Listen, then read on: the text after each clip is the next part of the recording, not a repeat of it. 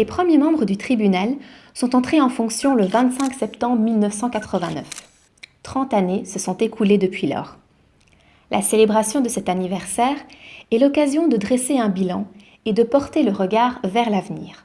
Créé par décision du Conseil le 24 octobre 1988, le tribunal était à l'origine une juridiction adjointe à la Cour de justice, chargée de connaître en première instance de certaines catégories de recours formées par des personnes physiques ou morales. Initialement appelé tribunal de première instance des communautés européennes, il sera dénommé tribunal à partir de 2009. Als een historisch evenement hat der meindeste Präsident vom Europäischen Gericht die Erstverteidigung von 12 europäischen Richter von der ersten Instanz bezeichnet. Il est aujourd'hui une juridiction de référence que ses membres fondateurs, les 12 premiers juges, ont contribué à inscrire dans le XXIe siècle.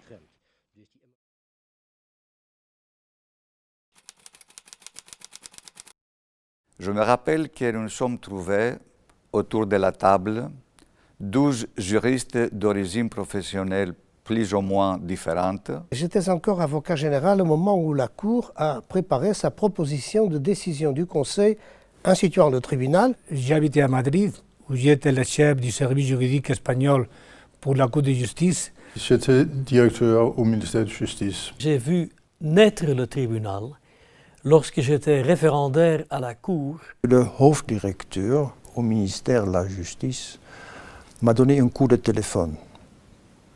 Il m'offrait le poste de juge au tribunal. J'étais absolument stupéfait. J'étais dans un point de ma carrière où je devais décider si j'allais rester au ministère ou je devais faire autre chose. I was invited by the Foreign Secretary Geoffrey Howe to accept nomination as a judge. J'étais intéressé à être juge au tribunal. C'était un défi qui méritait d'être relevé.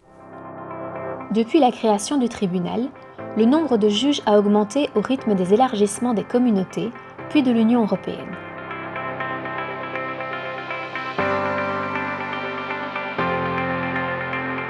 Ils étaient 15 en 1995,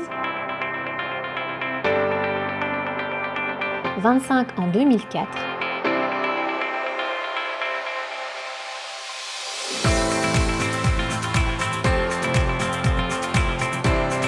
27 en 2007 et 28 en 2013. Leur nombre a ultérieurement augmenté dans le contexte de la réforme du système juridictionnel de l'Union pour atteindre 46 en mars 2019. 91 juges et 2 greffiers se sont ainsi succédés au sein de la juridiction. Depuis septembre 2019, le tribunal est formé de 2 juges par État membre, avec également la perspective, conformément à la résolution du Parlement européen, d'atteindre l'objectif de la parité entre hommes et femmes dans un avenir proche.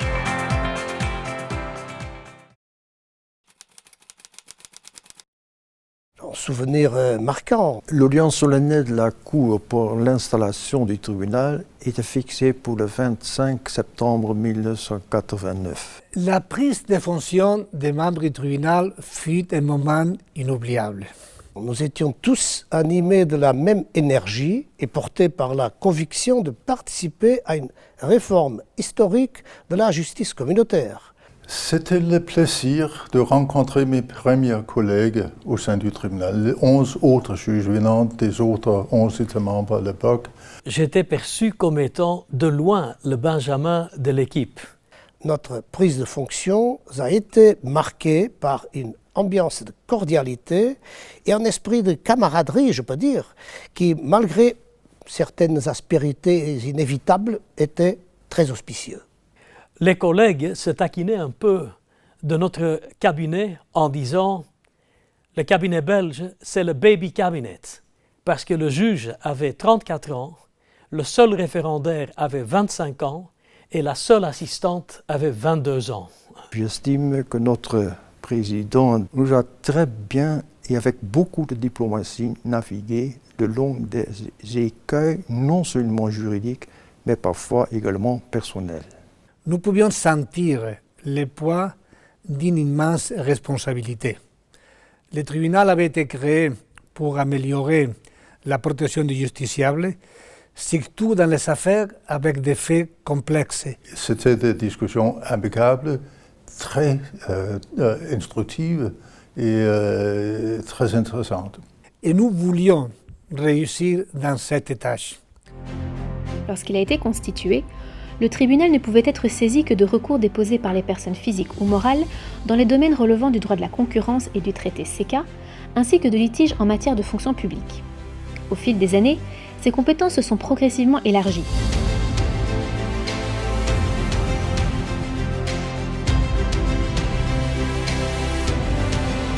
Le tribunal est finalement devenu le juge de droit commun de l'Union européenne, compétent pour statuer en première instance sur tous les recours directs, à l'exception de certains recours réservés à la Cour de justice. Par ailleurs, durant les années d'existence du tribunal de la fonction publique, il a également été compétent pour statuer sur les pourvois dans ce domaine. Plus de 40 matières y sont traitées.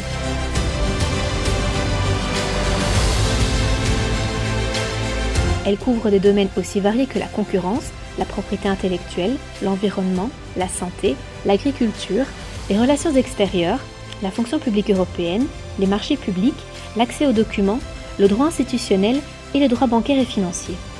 Plus que jamais, le tribunal est impliqué dans la résolution d'affaires touchant aux intérêts économiques et sociaux des justiciables et il est fréquemment saisi de recours aux conséquences sociétales très importants.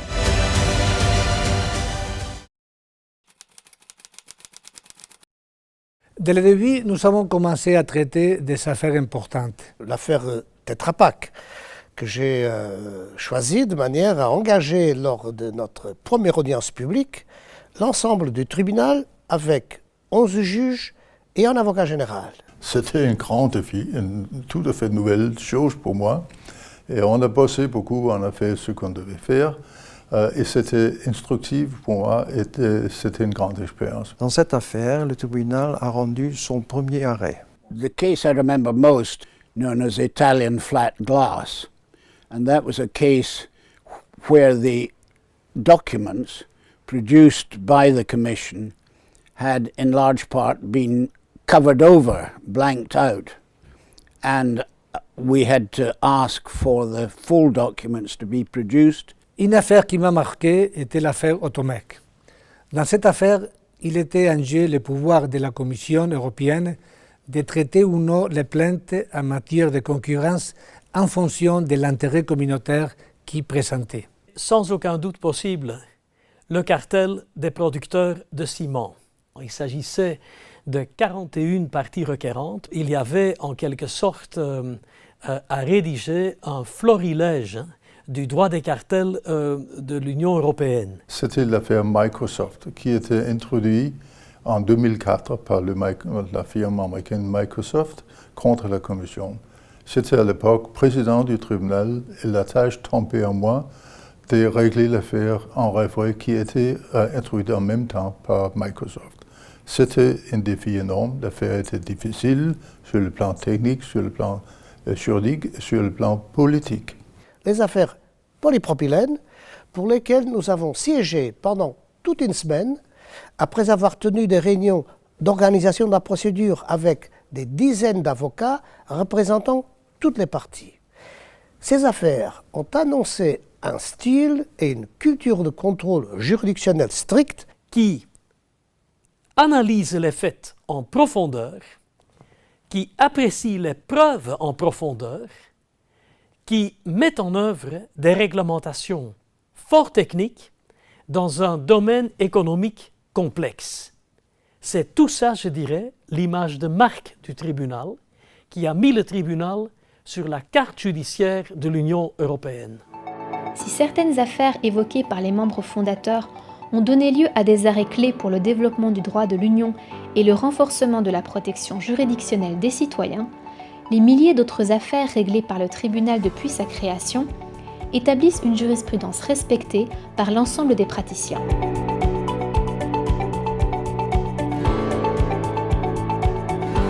Certaines affaires font l'objet d'une large couverture médiatique, parfois au niveau mondial.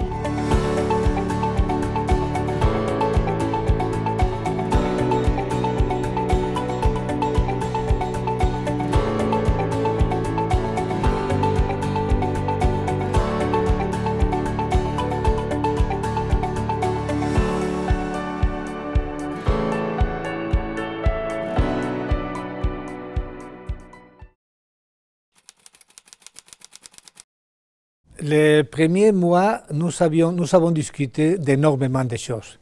Une des questions soumises, c'était est-ce que le tribunal portera la toge? Dans les États membres, aussi dans des États tiers, il y a des juridictions qui siègent en civil. La United Kingdom Supreme Court, par exemple. Alors, après des débats un peu en sens divers, il y avait un collègue qui remarque « Oui, si notre jeune ami Koen Leenaerts fait un petit effort vestimentaire, peut-être on peut siéger sans toge. » La réalité est que je m'étais amené à cette réunion sans cravate. À la fin, j'ai fait et l'effort vestimentaire et on apportait des toges. Il y avait beaucoup d'opinions, noir, rouge, bleu. Nous avons choisi le bleu foncé qui était la couleur de l'Union européenne. Une petite anecdote sur le début du tribunal. À l'entrée du bâtiment Erasmus, on venait d'installer une plaque pour signaler dans toutes les langues officielles les locaux de la nouvelle juridiction. Mais d'abord, une petite explication.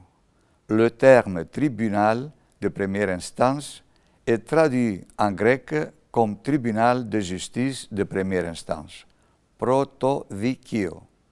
Or, par une faute d'orthographe, la désignation en grec du tribunal de première instance s'était métamorphosée en tribunal de première injustice, proto-adikio. Dès qu'il en a été averti, Hans Jung, notre regretté greffier, s'est précipité pour faire enlever la plaque blasphématoire.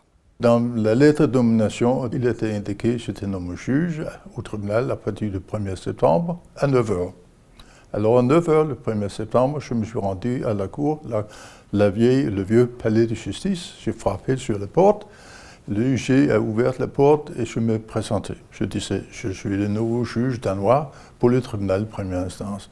Le huissier me regardait. Il était curieux. C'est quoi le tribunal de première instance? Il n'avait jamais entendu parler de cela. Alors j'ai essayé d'expliquer, mais il disait, tout le monde est parti en vacances d'été, alors qu'est-ce qu'on fait?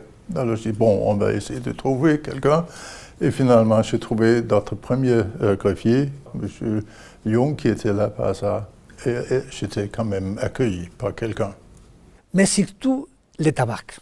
Fernando Pessoa a failli être interdit de séjour dans sa salle d'audience à cause de sa pose désinvolte et surtout de son éternelle cigarette politiquement inconvéniente au bout de son porte-cigare. À l'époque, beaucoup de membres étaient fumeurs et fumaient dans les réunions. Mais bientôt, les membres non-fumeurs se sont plaints parce que l'atmosphère, il faut le reconnaître, était irrespirable. On est arrivé à un certain consensus. Personne ne fumerait pendant les réunions, mais toutes les heures, plus ou moins, on ferait une pause pour que les fumeurs puissent fumer. Mais il était très difficile d'arrêter une réunion pour faire une pause fumeur.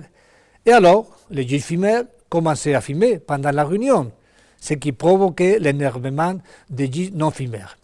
Heureusement, il fut rapidement interdit de fumer dans les locaux de la Cour. Au gré des travaux d'extension du palais, le tribunal a occupé plusieurs espaces au sein des bâtiments de l'institution. Installé à l'origine au bâtiment Erasmus,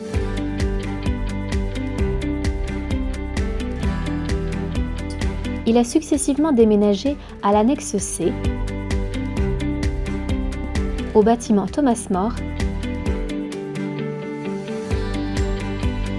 et à la tour A. À l'issue de la réforme du système juridictionnel de l'Union européenne, la juridiction et son greffe occuperont presque la totalité des bâtiments Thomas More et Erasmus, ainsi que de l'annexe C.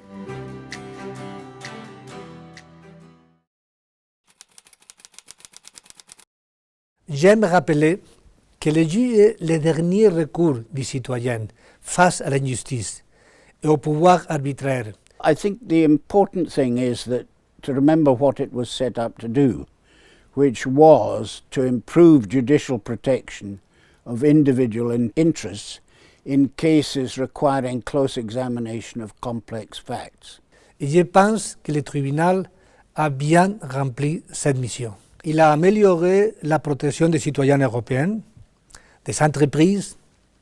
Il a consacré des principes des droits essentiels, comme le droit de la défense et le droit d'être entendu dans une procédure d'infraction. Le tribunal et sa jurisprudence sont devenus très importants dans le domaine du contrôle du respect du droit de l'Union européenne. L'importance qu'il a maintenant pour la protection juridictionnelle des justiciables est le résultat de l'apport de tous depuis le début. On peut être fier, ancien juge fondateur, ancien juge membre du tribunal et les membres actuels du travail accompli.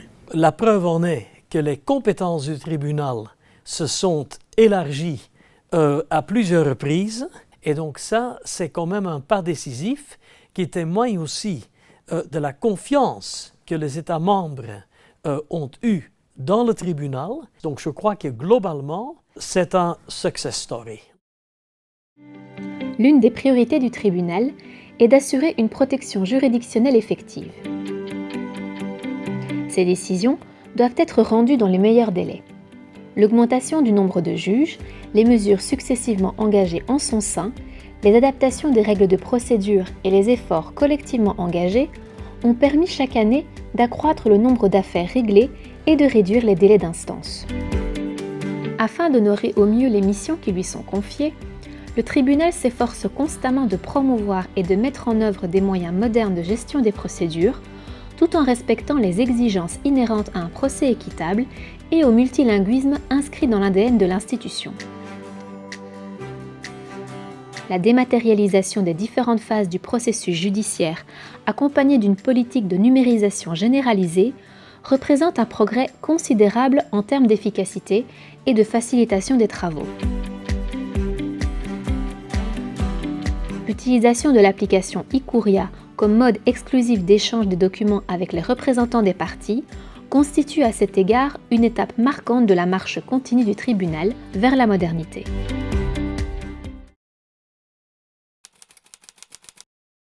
À cet âge, on est adulte et le tribunal sait très bien collectivement ce qu'il doit faire.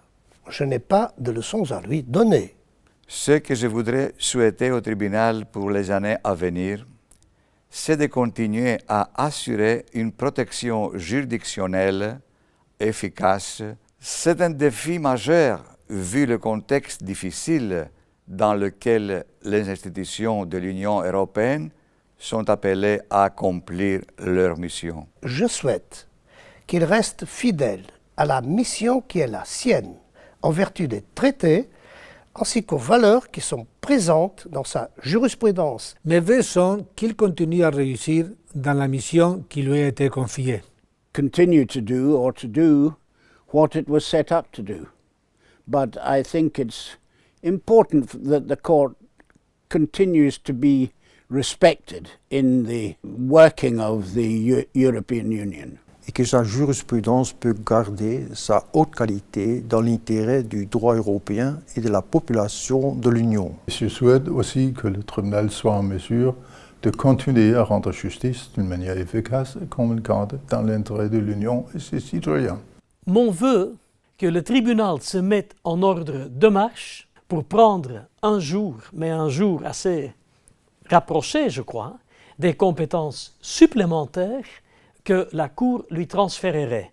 Ça, c'est mon vœu, que le tribunal ne rate pas sa phase 2.0 qui débute le 26 septembre 2019, c'est-à-dire le lendemain de la célébration bien méritée des 30 ans passés.